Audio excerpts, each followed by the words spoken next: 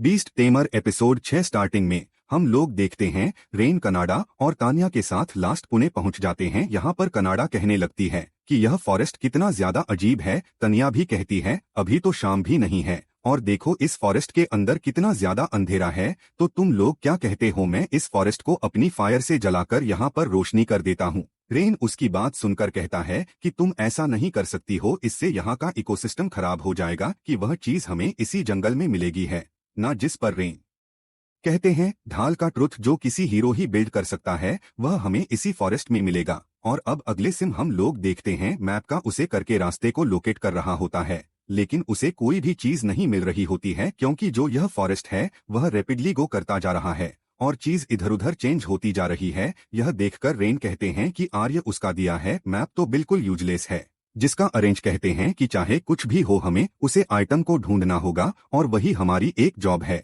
जिसके अंदर में थोड़ी देर पहले की स्टोरी बताई जाती है जहां पर हीरोज की पार्टी रेन की पार्टी से बुरी तरीके से हार जाती है। रेन से माफी मांगने लगते हैं। तान्या उन लोगों से कहाँ लगती है यह कैसे माफी, हमसे अच्छे से माफी मांगो। और अब हीरोज की पार्टी डर जाती है और अब तान्या और बाकी सबसे सॉरी मांगने रखती है। कनाडा रेन से कहती है कि क्या हम लोग इनको माफ कर दे, जिस पर रेन कहते हैं इन्हें हमें माफ कर देना चाहिए और मैं अब उन चीजों से काफी दूर आ चुका हूँ। और अब बारिश भी रेन के ऑफर को एक्सेप्ट कर लेता है और उन्हें बताते हैं कि जो ढाल और फ्रूट है वह काफी ज्यादा डीप फॉरेस्ट के अंदर मिलेगी, लेकिन एक बात ध्यान रखना उसे शहर के चारों ओर मास्टर फेलो है जो कि सीट की रखवाली करते हैं और अगर हम लोग को डीमन किंग को हराना है तो हमें यह शील्ड जरूरी है कि तुम मेरे लिए उसे सीट को लेकर आओ ताकि इस वर्ल्ड की भलाई हो सके। कनाडा गुस्सा हो जाती है और आयु से कहती है देखो तुम्हारा बिहेवियर अभी भी चेंज नहीं हुआ, तुम हमें इस तरीके से आर्डर नहीं दे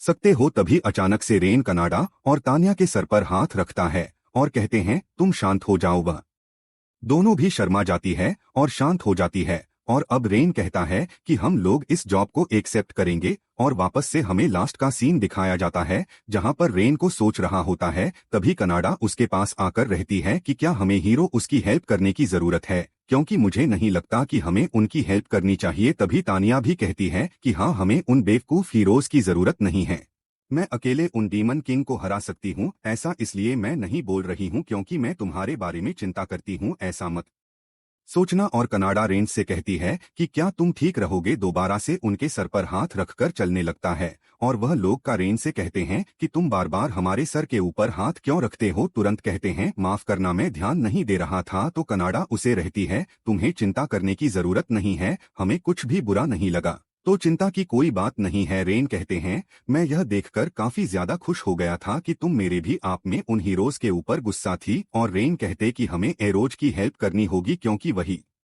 अकेला एक ऐसा पर्सन है जो कि डीमन किंग को हरा सकता है। और अब रेन से माफी मांगकर कहता है कि मेरी वजह से तुम्हें इस मैटर के अंदर ड्रग होना पड़ा, माफ करना मत करो, तुम खुद ही काफी ज्यादा किड हो, इसलिए हमारे भी ड्यूटी बनती है कि हम लोग तुम्हें प्रोटेक्ट करें। यह सुनकर रन खुश रहता है और उन दोनों का शुक्रिया करता है। और अब रैन कहते हैं कि हमारे पास मैप नहीं है इसलिए हमें अपनी स्ट्रेटजी को चेंज करना होगा। जिसके बाद वह विसल बजाकर उसे चिड़िया को वहां पर बुला लेता है ताकि वह आसमान से फॉरेस्ट के अंदर रास्ता ढूंढ सके। और अब रैन ऐसे करते हैं अपनी सोल को उसे बोर्ड के अंदर डाल देता है और अब आसमान में और के रास्ते को ढूंढने लगता है। रस होता है कि वह फॉरेस्ट के सबसे डीपेस्ट पार्ट में जाकर कोई ना कोई रेस्ट कर दो ढूंढ सकता है, जिसके कारण रास्ते को ढूंढकर वापस अपने बॉडी में आ जाता है। तो कनाडा के लिए फॉरेस्ट में जाने लगती है तो रेन से कहता है कि क्या तुम्हें रास्ता मालूम भी है।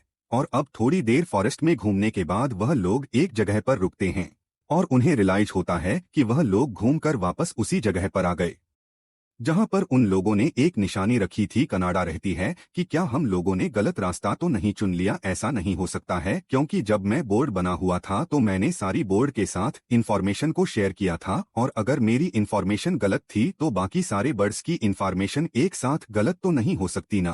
तभी तोने रहती है कि मुझे नहीं लगता कि हम लोगों ने गलत रास्ता चुना है, बल्कि इस फॉरेस्ट में ऐसी कोई चीज है जो कि हमें गोल गोल रास्ते पर घुमाई जा रही है। जिसके कनाडा रहती है कि मुझे इन्वेस्टिगेशन करने दो और वह मटेरियल सच का उसे करके और पता लगा लेती है कि आखिरकार बात क्या है। और वह लोग एक ट्री के पास पहुंचते हैं और उन्हें पता चलता है कि हिस्ट्री के अंदर से तो एलिवेशन मैजिक निकल रहे हैं और इसी वजह से हम लोग अपना रास्ता भटक रहे हैं। वहीं पर कनाडा कॉन्फिडेंस रहती है और कहती है, इमेजिनरी मैजिक, आखिरकार तुम क्या बात कर रही हो। सिंपल वर्ड में बताती है कि हमारे ऊपर किसी ने ऐसी स्पेल का उसे कर लिया है जिससे कि हम लोग एक ही फॉरेस्ट के अंदर सर्कल में घूमने जा रहे हैं और हम लोग कुछ भी नहीं कर पा रहे हैं। और अब तान्या कनाडा से कहती है कि क्या तुम इस पेड़ को तोड़ सकती हो, तो कनाडा कहती ऐसा क्यों करना है, जिस पर ताने से समझता है कि यह पेड़ एक बेरियार की तरह काम कर रहा है और इसके अंदर से एक इल्यूजन मैजिक निकल रहा है। तो अगर हम लोग इस पेड़ को तोड़ देंगे तो हम लोग आगे बढ़ पाएंगे। तभी रेन तनिया से कहते हैं कि क्या तुम बैरियर को बिना पेड़ को तोड़े नहीं हटा सकती हो, तो तनिया रहती है, लेकिन यह जो मैजिक है यह काफी ज्यादा पावरफुल है। मैं ऐसा कर तो सकती हूँ लेकिन इसमें काफी ज्यादा टाइम लगेगा। यह सुनकर कनाडा रहती है कि अगर मैं ज्यादा टाइम लगा तो वह जो हीरोज की पार्टी है वह रेन का मजाक उठेगी, जिसके अंदर जाने लगती है और पेड़ को तोड़ने लगती है। तभी अचानक से उन्हें एक आवाज सुनाई देती है, जो कि चरणों से उन्हें एक आवाज सुनाई देती है जो कि उनसे कहती है कि इस जगह को छोड़कर चले जाओ। कनाडा काफी डर जाती है और रेन के पीछे जाकर छुप जाती है। और अब हम लोग देखते किस पेड़ के अंदर से एक परी निकलने लगती है। रेंज देखकर कहते हैं कि यह तो एक फेरी है और यह भी एक अल्टीमेट स्पीशीज है। तानिया और कनाडा की तरह स्पेल कास्टिंग में स्पेशलिस्ट होती है, जिनकी मैजिक पावर ड्रैगन और से भी काफी ज्यादा होती है।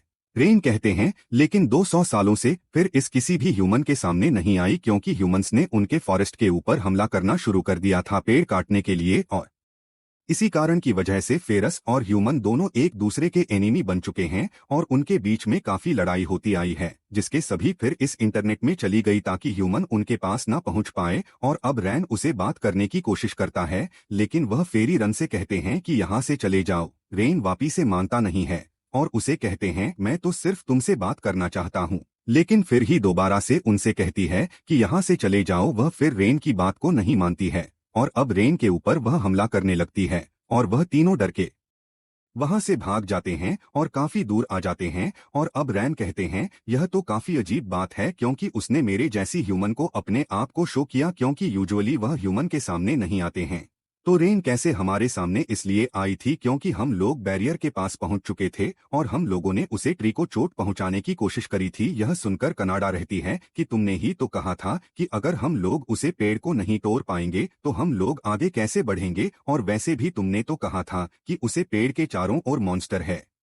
लेकिन जैसे मेरे उसे पेड़ को तोड़ने की कोशिश करी तो वह फिर ही सामने आ गई। यह सुनकर रेन कहता है यह तो वाकई में काफी स्ट्रेंज बात है, क्योंकि यह पेरिस क्या मॉन्स्टर के साथ कॉर्पोरेट कर रही है ताकि वह ह्यूमन के साथ लड़ सके और अपना रिवेंज रहती है। चाहे वह फेरी कुछ भी चाहती हो, उसके मोती जो भी हो, हम लोग थोड़ी जल्दी में हटाकर वहां से आगे बढ़ेंगे। उसने हमारे ऊपर एक सरप्राइज अटैक किया था, इसलिए मैं तैयार नहीं थी, लेकिन अब मैं पूरी तरीके से तैयार हूं उसे लड़ने के लिए। जब मैं उसे लड़ूंगी तो तुम जाकर उसे ट्री को डिस्ट्रॉय कर देना और इससे हम लोग उसे फेरी को बिल्कुल भी चोट नहीं पहुंचाएंगे। कि क्या तुम इस प्लान से एग्री करते हो? अरे थोड़ा सोचते हैं और कहते कि इस प्लान को उसे करने से पहले मैं चाहता हूं कि एक बार में उसे एक बार बात कर पाऊं। कैसी बात कर रहे हो? क्या तुमने देखा नहीं था कि वह हमसे बात करने में बिल्कुल भी इंटरेस्टेड नहीं है, और अगर हम लोग उसके पास गए तो हमें मार देगी। मैं उसे लड़ना नहीं चाहता हूं। अगर पॉसिबल हो पाए तो उसके सामने आने के बाद हम लोग भी उसे लड़ने के लिए तैयार हो गए थे, लेकिन मैं चाहता हूं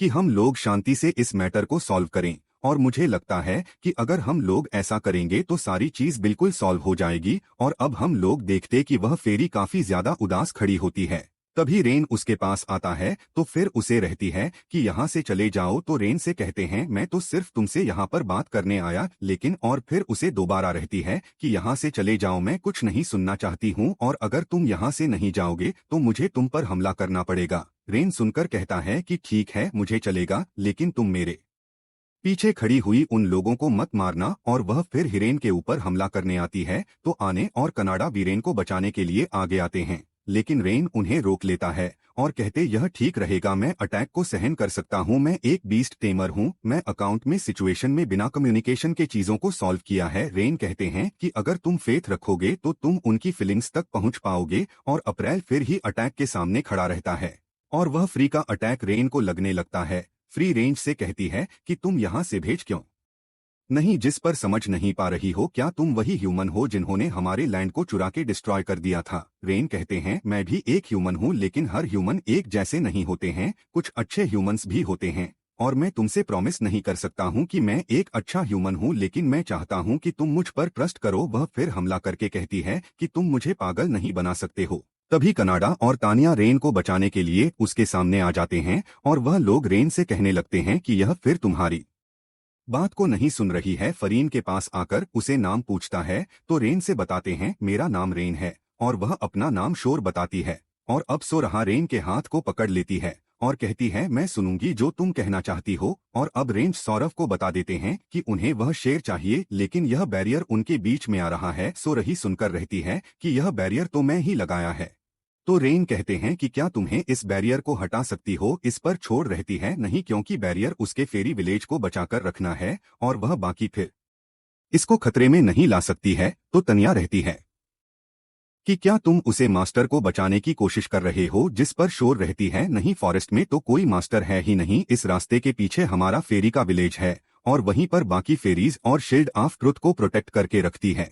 यह सुनकर तनिया रहती है कि लगता हीरो उसने हमें गलत इन्फॉर्मेशन दी, जहां पर तो कोई मास्टर ही नहीं है। वही 16 रेंज से कहती है कि अगर तुम्हें डीमन किंग को हराने के लिए यह सीट चाहिए तो मैं तुम्हें वह दे सकती हूं, जिसके दो वहां से गायब होकर उसे फील्ड को वहां पर लाकर रन को दे देती है।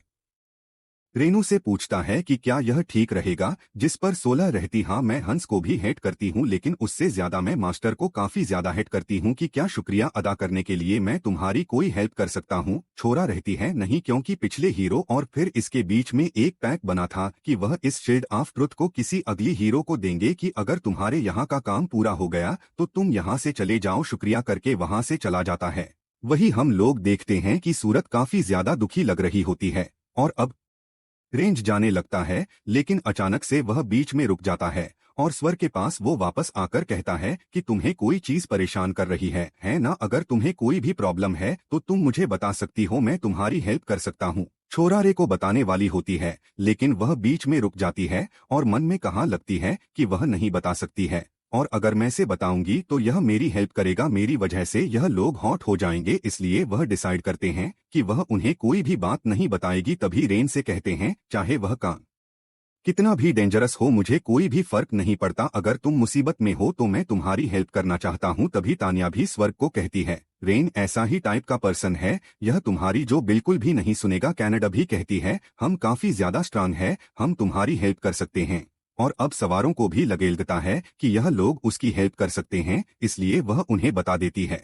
और अब उन्हें बताती है कि उसकी एक यंगर ट्विन सिस्टर है जिसका नाम रूना है। वह ने बताती है कि वेरी विलेज में जाने के और भी ज्यादा तरीके हैं, और रास्ते दुनिया के हर कोने में मिल जाएंगे, और मेरा और रोना का काम है कि हम लोग लास्ट मोड़ के बैरल को मेंटेन करके रखें। और यह काम काफी ज्यादा बोरिंग कर है, लेकिन जब मैं रोना के साथ होती हूँ मैं अपने काम को काफी ज्यादा एंजॉय करती हूँ। पर एक दिन वह किसी रीजन की वजह से जंगल में बाहरी को अकेला छोड़कर चले गए थे, पर हमारे ऊपर एक मास्टर ने हमला कर दिया जो कि डिमांड किंग की आर्मी में काम करता है।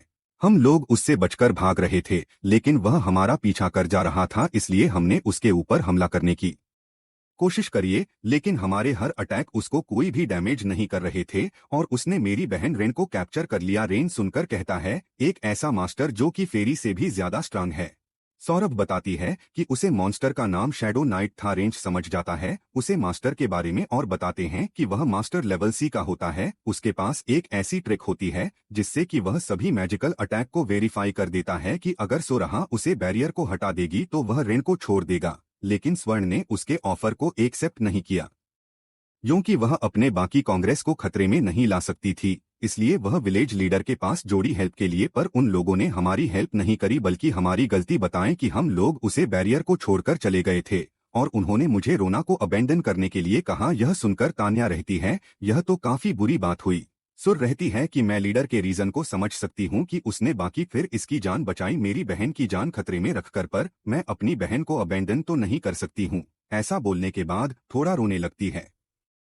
तभी रेन उसकी आंखों के आंसू को पहुंचता है, और उसे कहते हैं कि तुमने कहीं हार्ड वर्क किया और तुमने सारे पेन को अकेले ही सेंड किया, लेकिन अब तुम्हें चिंता करने की जरूरत नहीं है। और मैं तुमसे प्रॉमिस करता हूँ कि मैं तुम्हारी बहन को बताऊंगा और मैं किसी भी फेरी को खतरे में नहीं रहने दूंगा और मैं उसे शैडो नाइट को भी मार दूंगा। हम लोग सब कुछ ठीक कर देंगे। यह सुनने के बाद सो रहा है, रो तो है, रेन को गले लगा लेती है और एंडिंग में हमें शैडो नाइट और कैप्चर की हुई रेन को दिखाया जाता है और एपिसोड होता है। यह पर होता ही एपिसोड खत्म। Please like and subscribe.